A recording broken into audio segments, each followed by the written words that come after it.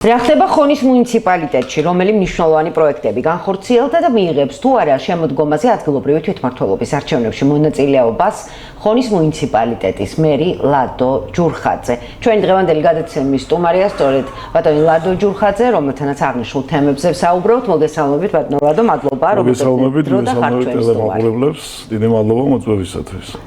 თქვენ ძალიან დიდი ხანია ხელმძღვანელობთ ხონის მუნიციპალიტეტს და თუ შეგიძლიათ მოკლედ რომ გითხრათ ყველა იმ მნიშვნელოვანი პროექტის შესახებ, რომელიც თქვენი ხელმძღვანელობით ამ წლების მანძილზე განხორციელდა ხონის მუნიციპალიტეტში და ძალიან რომ არ დავღალოთ მაყურებელი, მხოლოდ იმ პროექტებზე გვინდა ყურადღება გავამახვილოთ, რომელიც ასევე ძალიან მნიშვნელოვანი იყო ხონის მუნიციპალიტეტისთვის, ანუ პრიორიტეტულ პროექტებზე მინდა რომ გავამახვილოთ ყურადღება.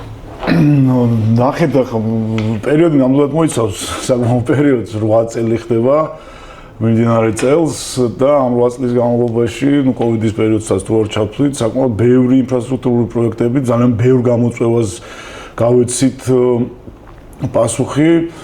ვერ საჭირო რომ პრობლემა გადავწყვეტ. ინფრასტრუქტურის გარდა ეკონომიკურიც იქნებოდა სოციალურიც. რა თქმა უნდა, სხვადასხვა მიმართულებებიდან გამომდინარე იყო, თითეული პროექტი შერჩეული იყო ისეთი, რომელიც პრიორიტეტული იყო, გარკვეული მიმართულებები, საგზავნო ინფრასტრუქტურა იქნებოდა, სამელიორაციო არხები იქნებოდა თუ ასე შემდეგ, სკოლამდელი აღზრდის დაწესებულებების რემონტი, სკოლების რემონტი და ასე შემდეგ.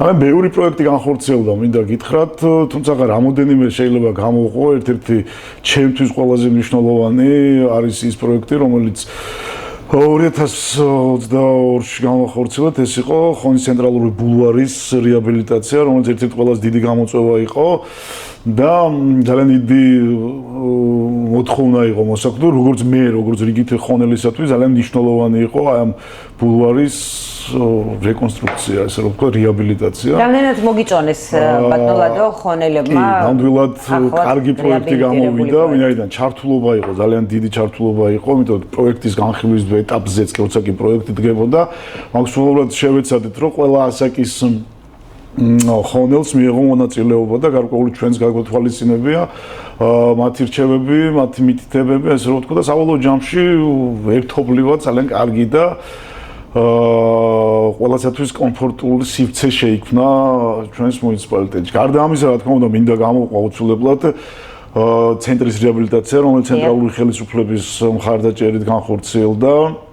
საკმაოდ ლამაზი და კარგი პროექტი გამოვიდა თავის გარე განათებებით, ერთ-ერთი სავიზიტო ბარათად არის ცნობილი. ასევე მე მინდა გამოვყო დაცულ ტერიტორიებთან ერთად შექმნილი პროექტები, ეს იყო კინჭხის ყალვარდნილზე, შემდეგ ახლა რა თქმა უნდა ოკაცის კანიონის განვითარებაზეც მიმდინარეობს მუშაობა, ეს ხანგრძლივი პროექტებია, ესე რომ ვთქვა. ერთ-ერთი მნიშვნელოვანი პროექტი არის ასევე ასხის მთისკენ მიმავალი კი ბატონო, ასხისთან დაკავშირებით ცალკე რეაბილიტაცია, რომელიც ერთ-ერთი ახალი მიმართულება იქნება ტურისტული კუთხით და ძალიან მნიშვნელოვნად მიმაჩნია ეს პროექტი. რა თქმა უნდა, პირველ რიგში იმ ბავშვების კომფორტული გარემო შექმნა იყო ჩემი ამოცანა, სადაც ბაღები იქნებოდა თუ სკოლის შენობები, რომ მაქსიმალურად განვეხორციელებიდნენ და მაქსიმალურად კომფორტულ გარემოში და უსაფრთხო გარემოში ყოლოდა ჩვენი პატარები. აქაც ძალიან ბევრი პროექტი განვახორციელეთ. ეხლა ბაღის მშენებლობა, ახალი ბაღის მშენებლობა მიდის, ერთ-ერთი ახალი შევიდა უკვე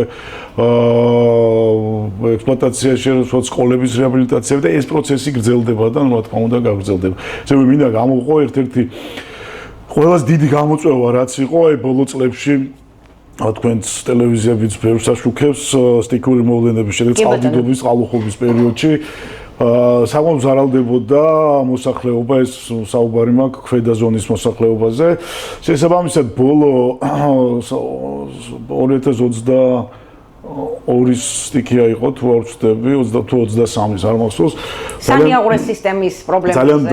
ძალიან დაგვაზარალა ქალაქის ტერიტორიაზე დაახლოებით 800 ოჯახი იყო, რომელმაც განცხადებით მოგმართა და ალბათ ამაზე მეტი იყო, იმიტომ რომ ახლა ყველას განცხადებით არ მომმართა. შესაბამისად, აი იმ პერიოდში ჩვენ დავისახეთ მიზნად, რომ შესაბამის სპეციალისტებთან ერთად, შესაბამის იმ მოქალაქეებთან ერთად, რომლებსაც გარკვეული ცოდნა გააჩნდა, თუ სად იყო სანიაღვრე არხები და ასე, იმიტომ რომ დაახლოებით 20 წლის განმავლობაში 20 წლის განმავლობაში სავარაუდოდ ესენი ორი არხები იყო მიშვებული. აქ არის საუბარი არა მარტო მელიორაციის არხებზე, არამედ მუნიციპალურ დაქვემდებარებაში ყოფ არხებზე. რიგ შემთხვევებში მყარი ნარჩენები იყო ჩაყრილი, რიგ შემთხვევებში მოსახლეობას ჰქონდა მიკავებული, ასე რომ ვთქვა და ანუ სრულად მოწესრიგდა? აი ეს დავიწყეთ ჩვენ 2 წლის წინ ეს პროექტი, ეს პროცესი ცენტრალურ ხელისუფლებამ პირველ ეტაპზე 300,000 ლარი გამოგვიყვა აღნიშნული პროექტისათვის, თუმცა ჩვენ ვფიქრობდით, რომ 300,000 ლარი ჩვენ ამ პრობლემას გადავწყვეტით, თუმცა აღმოჩნდა ის, რომ როდესაც გარკვეული არხები აღვადგინეთ, შემდეგ კი დამატებით არხებს დაჭირდა, შემდეგ ზოგი ახლის, ზოგი ძველის რეაბილიტაცია, ასე რომ ვთქვათ, და მიმდინარე ეხლა წლევანდელ წელსაც მიმდინარე 300,000 გამოგვიყო კიდე ამ პრევენციული ზომების განსახორციელებლად, დაახლოებით 600,000 ლარის მეშვეობით საშუალებით ჩვენ შევძელით მაქსიმალურად თითქმის ყველა არხის აღდგენა, რა თქმა უნდა, სამელიორაციო კომპანიასთან ერთად, რომელსაც მადლობა მინდა მათ გადაუხადო, მათი თანადგომისათვის, ვინაიდან მათ კუთვნილი მელიორაციის არხები თვითონ შეძლეს და თვითონ გაწმენდეს.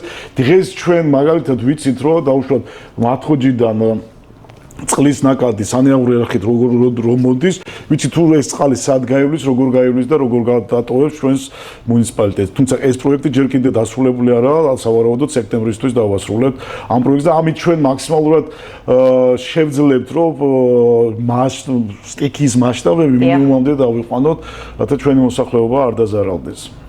ამბოლ დროს ძალიან აქტუალური იყო ხონსა და მარტულში და გამომდინარე საზოგადოებისთვისაც აქედან ასხის მთის საკითხის თემა და მარტივად რომ ვიკითხოთ, ვისია ასხის მთა თუ ორივე მუნიციპალიტეტს ესაზღვრება მარტვილსაც, ხონსაც და აი რა ხდება ამ საკითხის ირგვლივ? არაფერი, ეს აღნიშნული საკითხის ესე რომ ვთქვათ, გააქტიურება სულ ახლახან მოხდა მოსახლეობის მიერ. თუმცა მე მინდა გითხრათ, რომ მე 2022 წელს მაქვს აღნიშნული საკითხის მოკვლევა დაწყებული, წერილითაც გვაქვს მიმართული შესაბამის ოფიციალურ უწყებებისადმი. და მივიღეთ წერილი 2022 წელსაც, რომ დაახლოებით 40 წლის განმავლობაში, ანუ 2022-დან ქვემოთ 40 წლის განმავლობაში ადმინისტრაციული საზღვრების ცვლილება არ მომხდარა. შემდეგ როცა მოსახლეობის მიერ ამ პრობლემის გააქტიურება მოხდა, ჩვენ კიდევ მიმართოთ უკვე დაწვრილებითი წერილი მოვითხოვოთ, დაწვრილებით წერილით მოვითხოვეთ კონკრეტული ინფორმაცია. და ამ ინფორმაციის საფუძველზეც მივიღეთ, რომ 1964 წლის შემდეგ დღევანდელი ადმინისტრაციული საზღვრები მოქმედებს 1964 წელს დადგენილი საზღვრების შესაბამისად და შესაბამის რუკებიც მივიღეთ. ეს აღნიშნული ინფორმაცია მე გუშინაც მქონდა გორდის და კინჭის მოსახლეობასთან შეხვედრა, მათ გავაცანით და მე არ მინდა რომ მოსახლეობას გარკვეული ისეთი ინფორმაციული ნაკლებობა გქონდეთ, ამიტომ ჩვენ სხვა უწყებებისადმი არსებობს სატყეო მეურნეობების და სხვადასხვა უწყებების, სადაც ესევე ვაპირებთ კიდევ გარკვეული ინფორმაცია მოვიღოთ, რომ საბოლოოდ ეს ამოწურავი ინფორმაცია. თუმცა მე დღეს ვადასტურებ, რომ საჯარო რეესტრის მონაცემებით, რომელიც არის სამართალმემკვიდრე ყველა ამ უწყებების, რომელიც მანამდე არსებობდა, დღეს მათი დადასტურებული პასუხის წერილობით პასუხი გაგვაჩნია, სადაც წერია, რომ 1964 წლის შემდეგ ადმინისტრაციული საზღვრების ცვლილება არ მომხდარა და იმ 1964 წელს დადგენილი საზღვრების მიხედვით არის ადმინისტრაციული საზღვრები ახლა ამჟამად დაყოფილი მარტვილს, ცაგერსა და კონკრეტულად ასხის მიმართულებით. კიდევ ერთი შეკითხვა, რომელიც ხონის მუნიციპალიტეტის სოფელ გორჯში ეხება ბანგვეთი მეჭის გზასთან დაკავშირებით რა მდგომარეობა დაწყებულია თუ არა პრობლემის მოგვარება? ბანგვეთი მეჭიას მონაკვეთს უძახია, ეს უბანი არის ესეთი, რომელიც დაპროექტება ჩვენ შარშან ვახდინებთ პროექტირება. თუმცა წელს აღნიშნული პროექტის განხორციელება ჩვენ ვერ შევძელით. რატომ? ვინაიდან მეგეთყვით, რატო ვერ შევძელით, იქიდან გამომდინარე, როცა წინა წელს როცა დავაპროექტეთ ჩვენ იყო ჩვენ ცენტრალურ ხელისუფლებას ორ ეტაპად ყოფს ხოლმე ინფრასტრუქტურული პროექტებისათვის თანხებს.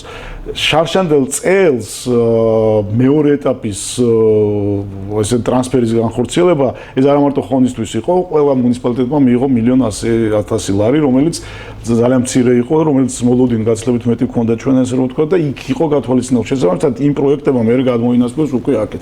ამიტომ შეშან ვერ განხორციელდა და ეხლა მიმდინარე პროექტების ნუსხაში უკვე პრიორიტეტულია და შესაბამისად ალბათ წელს სავარაუდოდ არ განხორციელდება, თუმცა მომდევნო წლის პირველ ეტაპზე აუცილებლად განხორციელდება. რადგან გორძევ საუბრობ საკმაოდ რთული რელიეფია და თანხმობრივადაც პატარა პროექტი არ არის, დაახლოებით 1,300,000 ლარი ჯდება. ეს რომელიც თლიანი თანხის 30%-ია, ესე რომ ვთქვათ, რაც მუნიციპალიტეტს ეყოფა წლის განმავლობაში ტრანსფერის სახით სხვადასხვა ინფრასტრუქტურის. შეკითხვა გორთან დაკავშირებით, გაზიფიცირების საკითხთან დაკავშირებით რამდენი? ეგ არის ერთ-ერთი ყველაზე დიდი გამოწვევა, რომელიც ჩემდა სამწუხაროდ მე ამ ორი ვადის პირობებში, ესე რომ ვთქვათ, მე ვერანაირად ლოგიკურ დასასრულამდე ვერ მივიყვანეთ, თუმცა დღეს უკვე თამამად შემიძლია ვთქვა, რომ უკვე არის ის კონტურები, ის მონახაზები, რომ აღნიშნული პროექტი 2021 წელს აუცილებლად. ლადო ხელს ამბობს. რო გითხრათ, ხა კონკრეტულად რო ჩავეძიოთ ესე რომ ვთქვათ, კონკრეტულ რაიმე ბარიერი და კონკრეტულად ვინმე დაბლოკა ეგეთი თემა არ ყოფილა. ყველა მუნიციპალიტეტს აქვს თავისი პრიორიტეტიდან გამომდინარე, თუმცა აქაც თავისი პრობლემა აქვს იმას, რომ გორდი, აი ბოლო დასახლებული პუნქტიდან დაახლოებით 15 კილომეტრი, 15 თუ 10 კილომეტრამდე უწევს ზუსტი არ მახსოვს, ესე რომ ვთქვათ, არადასახლებულ მასში და პროექტის გაძვირებას იწვევს აღნიშნული. ანუ 10 კილომეტრის მანძილზე მოსახლეობა არ არის და მაინც უნდა გაიაროს გაზიფიცირების ეხლა ჩვენ მქონდა როგორც თქვენ იცით ეხლა ახალი სამინისტრო შეიქმნა რეგიონალური განვითარების სამინისტრო რომელიც კონკრეტულად აღნიშნულ რეგიონებთან მიმართებაში გვემუშავება ჩვენ მქონდა ბატონ კახაგულედანთან შეხვედრა გუბერნიაში იყო ეს შეხვედრა სადაც კონკრეტულად ერთ-ერთ ყველაზე დიდ გამოწვევად პირველი პრიორიტეტად ესე რომ ვთქვათ მასშტაბური პროექტებიდან გამომდინარე ჩემს მიერ იქნა დასახელებული კონკრეტული ეს გამოწვევა გაზიფიცირება ჩვენი ზედა სოფლების და უკვე გარკვეულ ეკონომიკის სამინისტროსთანაც უკვე ჩართულობა არსებობს და როგორც გითხარით უკვე 2025 წელს მანამდეც ჰქონდა გარკვეული ინფორმაცია რომ 2025 წლის ბოლოს ეს უკვე პრაქტიკული ნაბიჯები იქნებოდა გადადგმული მაგრამ დღეს უკვე თამამად დღეს შემიძლია რომ 2026 წელი უკვე მშენებლობის დაწყების წელი იქნება ჩვენი აი ამ ზედა სოფლებისათვის გაზიფიცირების კუთხით. საფხული დადგა, საკმაოდ დათბა, ტურისტული სეზონი გააქტიურებულია ქვეყნის მასშტაბით და თქვენ რამდენად მზად ხვდებით ხონის მუნიციპალიტეტი ტურისტულ სეზონს? ტურისტულ სეზონს რაც შეეხება თქვენ იცით რომ ჩვენთან არის ორი დაცულ ტერიტორიებს ორი ობიექტი ეს არის ოკაცის კანიონი და წყალვარდნილის წყალვარდნის კანიონი ესე რომ ვთქვათ თუმცა აქედან ოკაცის კანიონს არ აქვს პრობლემა წინა პერიოდში რაღაც გარკვეული რეაბილიტაცია ჩაუტარეს და მზად არის და უკვე ღებულობს ტურისტებს თუმცა ამას ვერ ვიტყვი კინჭხის წყალვარდნთან მიმართებაში ვინაიდან იქ არის საფრთხე ქვათაცვენის შესაბამისად ეს ქვათაცვენა უსაფრთხოებიდან გამომდინარე ვალდებულებები გააჩნია დაცულ ტერიტორიებს შესაბამისად ეს ვალდებულებები უნდა დაიცვას თუმცა გარკვეული პრობლემატიკიდან გამომდინარე ვერ მოხერხდა ამ ეტაპამდე შესაბამისად ამ ეტაპისთვის ჯერ კიდევ არ ფუნქციონირებს, ვერ ღებულობს ტურისტებს, რაც გარკვეულწილად საკმაოდ დიდ ზიანს აყენებს უკვე კინჭხის კონკრეტულ მოსახლეობას, ვინაიდან მცირე და საშუალო მეწარმეობა გარკვეული ინვესტიციები განახორციელებს ტურისტების ნაკადისგან გამომდინარე, მოლოდინიდან გამომდინარე, შესაბამისად ჩვენ ვემუშავებით, რა თქმა უნდა, დაცულ ტერიტორიების ხელმძღვანელობას და ეხლა ხან გუშინ წინ მქონდა საუბარი დაცულ ტერიტორიების ხელმძღვანელთან და ადგილზე მოვიწვიე დაცულ ტერიტორიების ხელმძღვანელობა, რათა კონკრეტული პასუხები გასცეთ თვითონ პირადად უშუალოდ ჩვენს მოსახლეობას. სავარაუდოდ ალბათ იქ და იმ კვირაში ალბათ ეს შეხვედრა მოხდება, სადაც უშუალოდ მიიღებენ პირველი პირიდან პასუხებს ჩვენი მოსახლეობა. ბატონო, საგზაო ინფრასტრუქტურასთან დაკავშირებით გვაინტერესებს, რა მდგომარეობაა ხონის მუნიციპალიტეტში და განსაკუთრებით შიდა სასოფლო გზები თუ არის მოწესრიგებული და შიდა სასოფლო გზების მოწესრიგებასთან ერთად, რა თქმა უნდა, განათების საკითხსაც შევეხები, იმიტომ რომ ხონიდან გამოსასვლელი განათებული მოწესრიგებული გაქვთ და რამდენად იგივე სიტუაცია აქვს, ვთქვათ, შიდა სასოფლო გზებზე. ინფრასტრუქტურული პროექტები, საგზაო ინფრასტრუქტურა, რა თქმა უნდა, ჯერ კიდევ რჩება პრიორიტეტად ინფრასტრუქტურული პროექტების განხილვის და დაგეგვარების პერიოდში, თუმცა ახლა 2020 წინა წელს 2024-ში ჩვენ დაახლოებით 19 კილომეტრის გზა დაიგო მუნიციპალიტეტში. ერთადერთი სოფელი ახლა სადაც ცენტრალურ გზად რაც ითვლება არ არის 2 კილომეტრნახევრიანი არის და ეს ერთ-ერთი დიდი გამოწვევა, თუმცა გაისაც ავარაუდოთ ეს პრობლემა უკვე გადაჭრილი იქნება. ეს არის დედალაურის ადმინისტრაციული ერთეულში სოფელ ბესიაურის და ცხუნკურის წყალტუბოს დამაკავშირებელი გზა, რომელიც უკვე მომდევნო წელს აუცილებლად ჩაისმება, ეხლა მე ვიქნები თუ მომდევნო მერი იქნება დარწმუნებული რომ განხორციელდება პირველივე იმაში განხორციელდება. დანარჩენ სოფლებში უკვე ჩვენ ვართ შიდა გზებზე გადასული შიდა საუბნო გზების წესრიგებაზე ვარ, თუმცა გეტყვით ხო, რა თქმა უნდა, არის გარკვეული ქუჩები დარჩენილი, ზოგი მცირე, ზოგი მასშტაბური როგორ კილომეტრზე დიდი არც ერთი არ არის დარჩენილი, თუმცა ყველას უნდა გუშინ ამ პროექტების განხორციელება და ეტაპობრივად უკვე მივდივართ იქითკენ რომ დაახლოებით ალბათ 2 წელიწადში სავარაუდოდ ამ კუთხის პრობლემატიკა მოგვარებული უნდა იყოს შიდა საუბნო გზებზეც გამოკიდებული რაც რაც შეეხება განათებას ნამდვილად კარგი პროექტი განახორციელეთ ჩვენ გარე განათების რომელმაც 11 კილომეტრი მოიცვა ქუთაისიდან შემოსასვლელ გზა სოფელ კონტროლატის გადასახურებამდე და ახლა 11 კილომეტრის სრულად მოხდა ახალი ბოძების, ახალი განათების დამონტაჟება.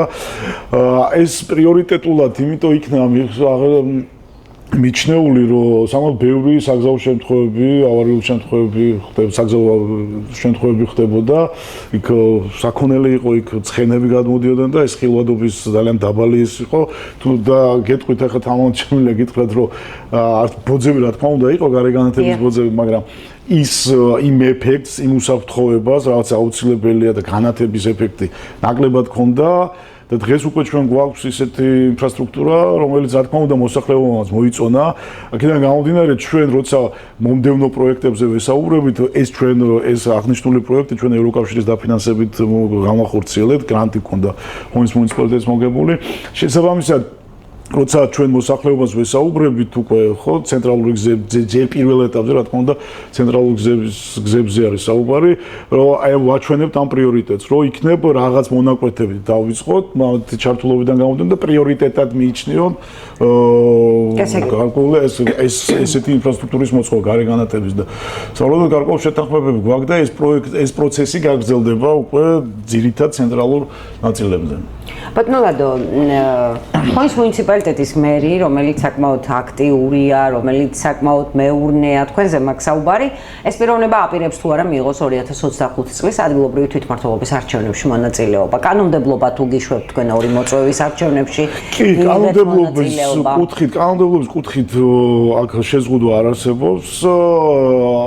როგორ გითხრათ, ეხლა მე კიდევ ერთხელ დავაფიქსირებ პოზიციას, რომ თუ ქართულოცნების გუნდი მიიღებს გადაწყვეტილებას, რომ ისევ ლადო ჯურხაძე იქნას წარდგენილი, მე რა თქმა უნდა ვარს არ ვიტყვით, იმიტომ რომ გარკვეული პროექტების დასრულების საშუალება მომეცემა იმ პროექტებისა, რომელსაც რამდვილად ვერ მოახერხია, ესე რომ ვთქვა და რომელთაც უფრო სხვა რელსებზე გადავიყო, იცით რომ ეკონომიკური პროექტების განხორციელებას, ინვესტიციების განხორციელებას ეს არ არის ის, რომ მე სექტემბერში დავგეგმო და ნოემბერში განხორციელებ.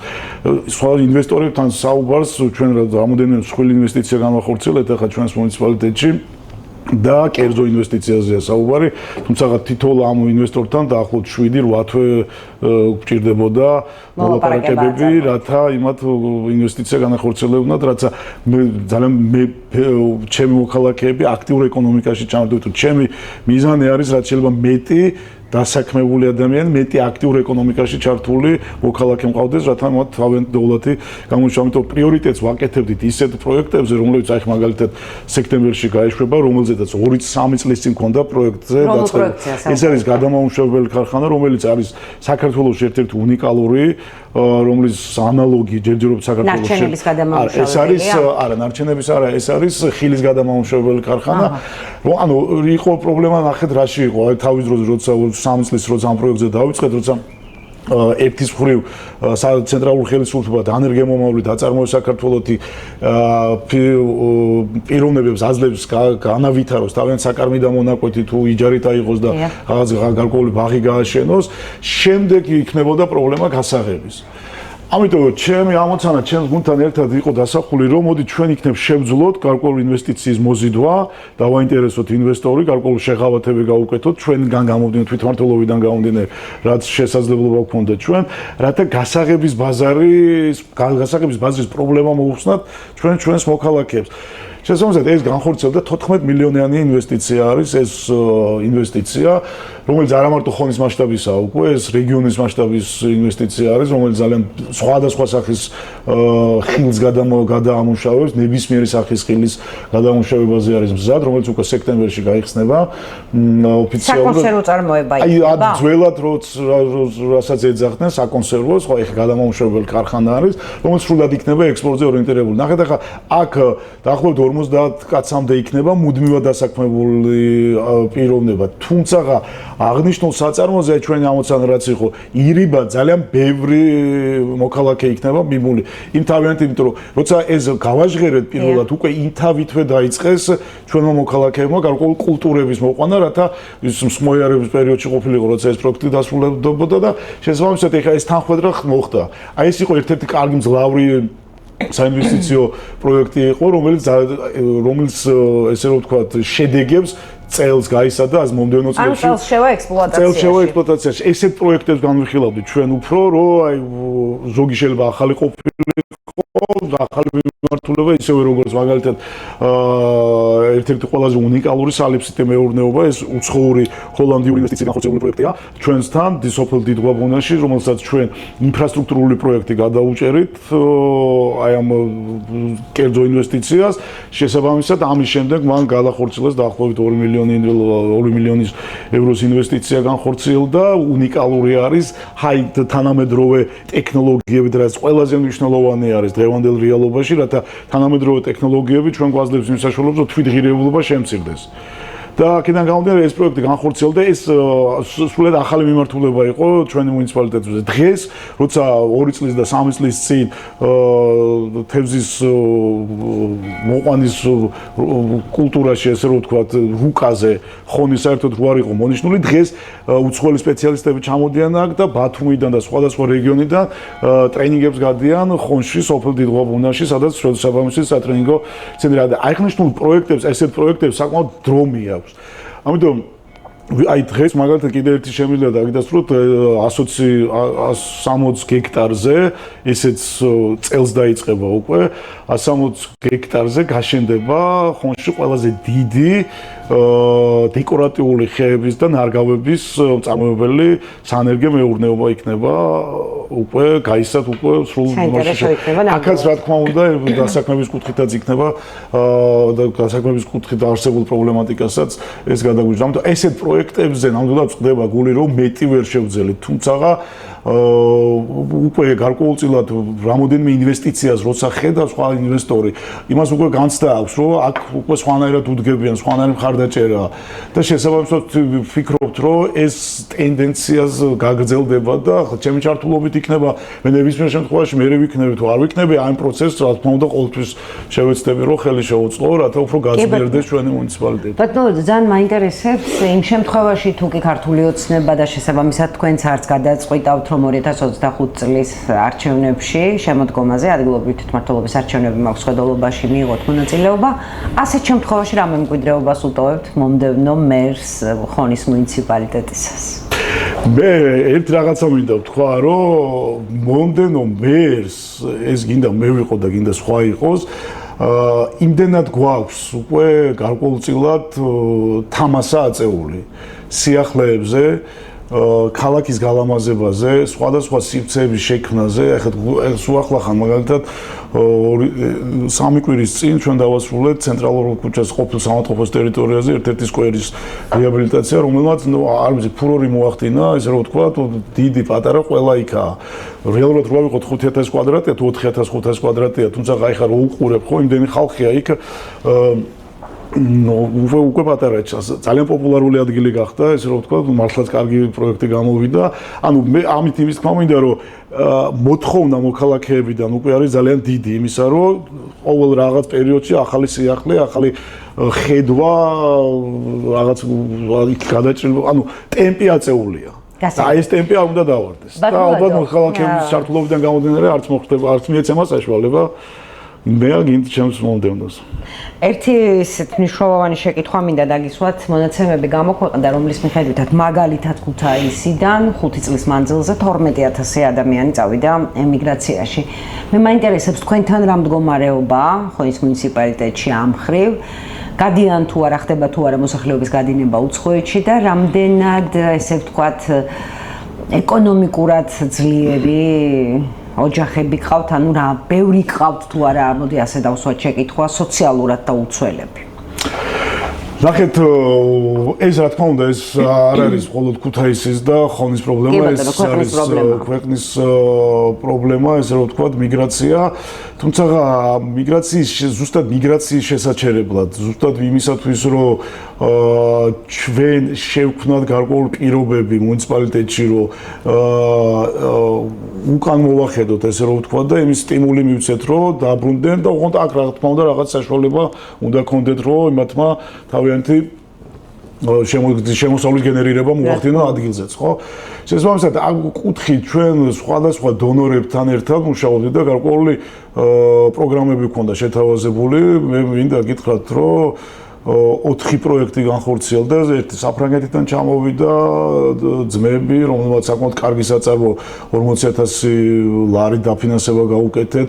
მეორე შემთხვევაში 25000 ლარი დაფინანსება იყო გაკეთებული, რომელმაც საკმაოდ კარგად განახორციელეს შემდეგ უკვე ადგილზე თავიანთი ბიზნესი. ამიტომ ამ კუთხით, რა თქმა უნდა, ჩვენი მუშაობა გრძელდება და ხონი როგორც მოგეხსენებათ, არის პატარა ქალაქი და ძალიან ესე რომ ვთქვათ, მიმართულად ვრცელდება გარკვეული ინფორმაციები, რომ თუნდაც ჩვენ მიგრანტებზე, რომლებიც ან იტალიაში არის კონკრეტულად, გარკვეული მიმართვები გვაქვს ხოლმე, შეთავაზებები გვაქვს, რომ დღეს ეს იგეგმება, რომ რათა იმათმა ეხლა ძალიან რთულია, ხო, მიიღო გადაწყვეტილება, დღეს რაღაც წავიკითხე, ხვალ წამოვიდე და ავტორო ყველა სტატისტიკური მონაცემები როგორია თქვენი ქალაქიდან აი 5 წლის მანძილზე რამდენმა ათასმა ადამიანმა წავიდა? ეხლა მე ხელთ არ ამაქვს, ნამდვილად არ ამაქვს ეს ისა რა ვქო. თუმცა ჩვენ ვცდილობთ, რომ გრძელვადიან პერსპექტივაში ჩვენ დავეხმაროთ ჩვენს მიგრანტებს, რომ გადაწყვეტილება მიიღონ დაბრუნებაში, რათა ეს ჩვენი დახმარება რაში გამოიხატება, ხო? ჩვენი დახმარება,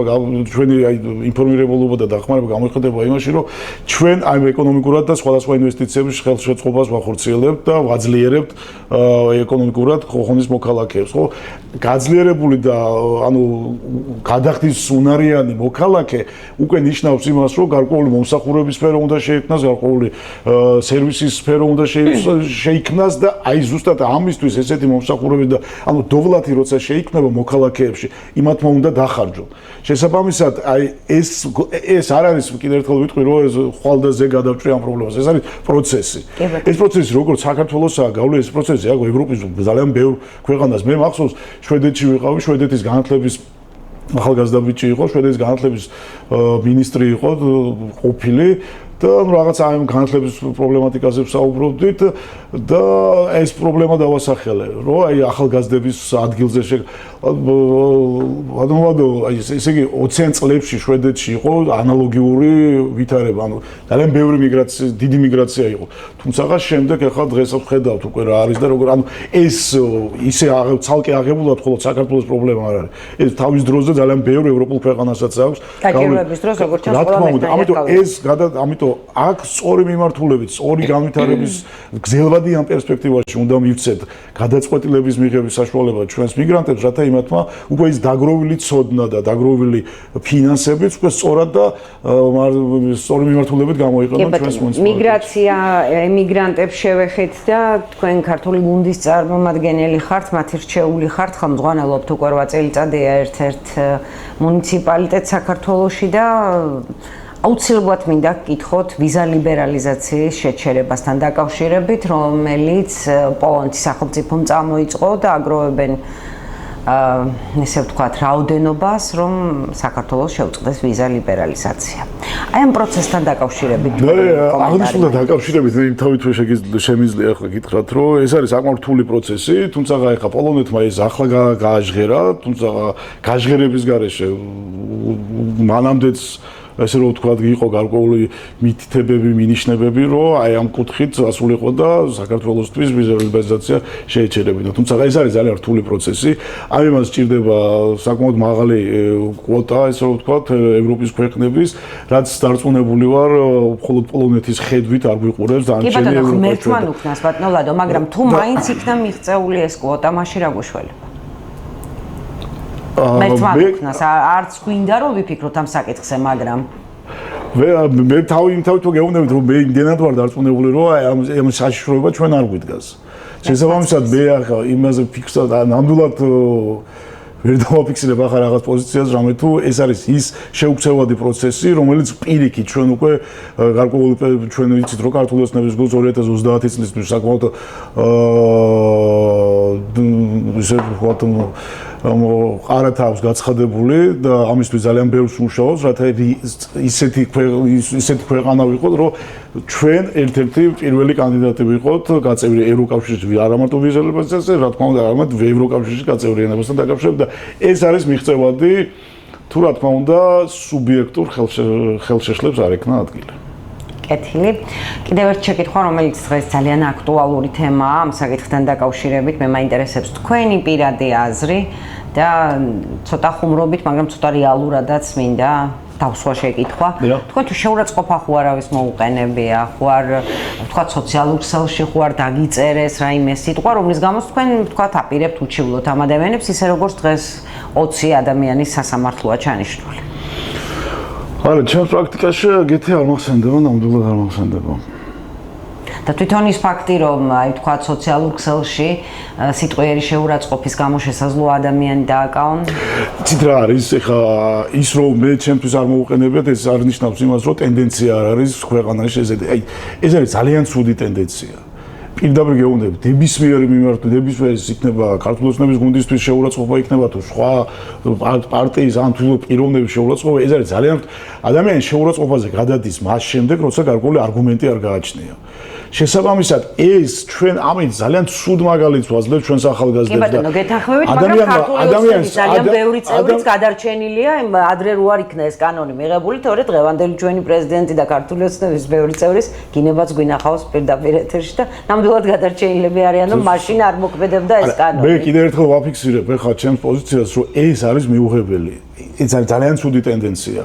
რაც უნდა ჩვენ ამით განსხვავდებით, ხო? ადამიანები ჰუმანოდი განსხვავდება, იმიტომ რომ ლოგიკური აზროვნების საშუალება გააჩნია, საუბრით შეგვიძლია რაღაც გავაგებინოთ და აი იმისთვის, როცა უკიდურეს ზომას მიმართავ, ანუ იმის იქით არგუმენტი არ გაგაჩნია. ამიტომ არგუმენტირებულ საუბარს და ურთიერთობას არაფერი არ ჯობია. კი ბატონო, მაგრამ აქვე მოვიტანეთ შედარებას. უნდა იყოს აღკვეთილი, რა კიდევ ერთხელ გეუბნები, აღკვეთილი უნდა იყოს. მაგრამ ასე ოპერატიულად ალბათ იმ ქალბატონებს წდებათ გული, რომ არ იქნა არანაირი კანონი მიღებული, ძალიან ბევრი ქალი კვდება ყოფილი ქმრის, ყოფილი, ესე ვთქვათ, მეგობარი მამაკაცის ხელიდან და დღემდე, ესე ვთქვათ, არ მოხდა კანონის გამკაცრება იმასთან დაკავშირებით, რომ ასეთ პიროვნებებს საბოლოოდ აეკრძალოთ ამ ქალებთან ურთიერთობა და უცებ აგერ სიტყვიერ შეურაცხყოფაზე ძალიან ოპერატიულად მივიღეთ კანონი. უბრალოდ შედარებისთვის მოვიტანე. იმიტომ რომ ოჯახურ ძალადობასთან მიმართებაში აი სტატისტიკას რო გადახოდოთ, ხო, შეგიძლიათ თქვენ ახლა მაგის პრობლემა არ გეკნებოდ, ოჯახურ ძალადობასთან დაკავშირებით სტატისტიკას ერთ-ერთი პირველ ადგილზე არის დღევანდელ დღეს და რეაგირებაც არის ამ კი ბატონო, მაგრამ ვიდრე ვთქვათ ღმერთმა ყველა დაიფაროს ქალს არ მოკლავენ, მანამდე რაც შეიძლება მსუბუქი ეტაპები აქვს მის ყოფილ ქმარს ან მეგობარს ცით რა, ეს მეორე შემთხვევა აგერ უცებ ეს მეორე ერთი შემთხვევა შეურაცხყოფისთვის მეორე მხარე არის ალბათ აჯობებდა მეორე მხარე არის ეს იქ სანამდე მივა რეაგირებას ჯერ მოქალაქემ უნდა გააკეთოს ხო შესაბამის უწყებაში და აი იქიდან თუ არ ექნა უკვე რეაგირება ეს უკვე ქვეყნის სახელმწიფოს დანაშაულია მაგრამ ეგეთები შემთხვევებში ხდება და რაც შეეხება კიდევ ერთხელ გეუბნებით ძალიან ცუდი სახე მიიღო აი ამ შეურაცხყოფებას ძალიან ცუდი სახე მიიღო ამიტომ ამის პრევენცია უნდა მოხდეს დიდი მადლობა საინტერესო იყო თქვენთან საუბარი იმედია ტელემაყურებელიც ასე თulis რომ ბატონი ლადო ჯურხაძე ხონის მუნიციპალიტეტის მერი ყოველთვის თქვენთვის საინტერესო სიახლეებსა თუ ინფორმაციებს გაწვდით ჩვენი ეკრანიდან მადლობა რომ გვიყურეთ ერთმანეთს შევხვდებით ხვალ 20 საათსა და 30 წუთზე მეგატივის არხზე ნახვამდის